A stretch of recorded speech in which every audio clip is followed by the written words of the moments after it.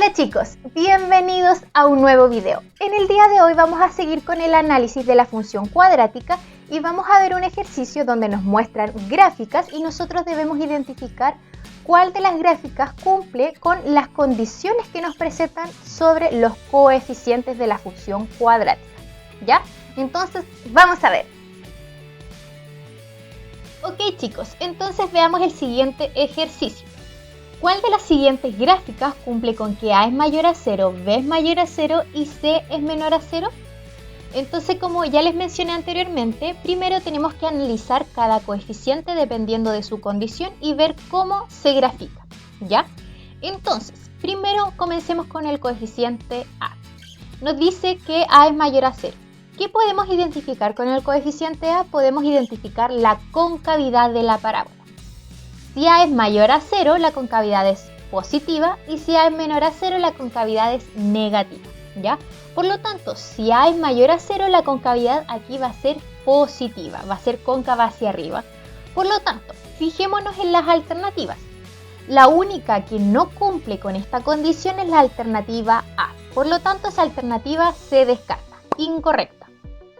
Sigamos ahora con el coeficiente C. ¿Qué podemos identificar con el coeficiente C? Podemos identificar la intersección de la parábola con el eje Y. Recordemos que ese punto de intersección con el eje Y se anota como 0,C. Ese es el punto, 0,C. Por lo tanto, si C es positivo, la parábola va a intersectar en la parte positiva del eje Y. En cambio, si C es negativo, la parábola va a intersectar en la parte negativa del eje Y. Por lo tanto, si C es negativo, como nos mencionan acá, la parábola va a intersectar en la parte negativa del eje Y. Entonces analicemos cada alternativa. La alternativa B intersecta en la parte positiva del eje Y, por lo tanto, descartada. No es la correcta. La alternativa C intersecta justo en el punto 0,0. Por lo tanto, también la descartamos. Y finalmente la alternativa D y E, ellas sí efectivamente intersectan en la parte negativa del eje Y. Así que una de estas dos alternativas es la alternativa correcta.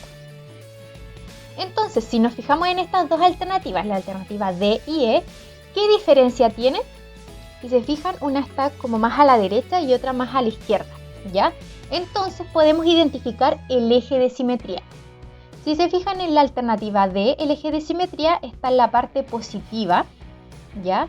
En cambio, la alternativa E está en la parte negativa, el eje de simetría. Por lo tanto, analicemos el eje de simetría. Recordemos que se escribe como menos B dividido en 2A, ¿ya? Y nos falta B, ¿cierto? Entonces el coeficiente B tiene que ser positivo y el coeficiente A ya sabemos que es positivo, entonces podemos analizar. Veamos el numerador primero. Como nos dice menos B, sabemos que tenemos un número negativo por un número positivo, porque B es positivo. Entonces menos por más es menos, ¿ya? Por lo tanto, el numerador es negativo. Fijémonos ahora en el denominador. Nos dice 2 por A. Sabemos que A es positivo.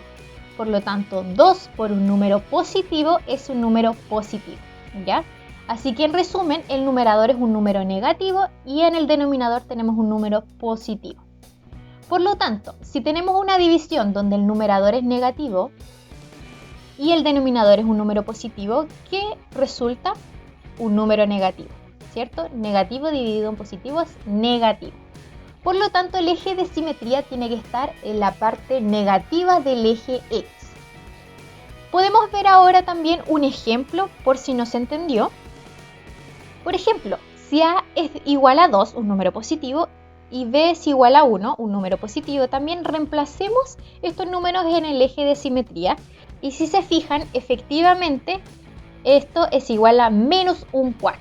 Es igual a un número negativo. Por lo tanto, el eje de simetría está en la parte negativa del eje X. Vamos a la alternativa D. La alternativa D, si se fijan, pasa en la parte positiva del eje X. Por lo tanto, la D es incorrecta. Y finalmente nos queda la alternativa E, que efectivamente aquí sí el eje de simetría pasa por la parte negativa del eje X y esta sí es la correcta. La alternativa E es la correcta. Ok chicos, y eso es todo por hoy. espero hayan entendido cómo analizar la función cuadrática y también les haya gustado mucho este video. Nos vemos en un nuevo video. ¡Adiós!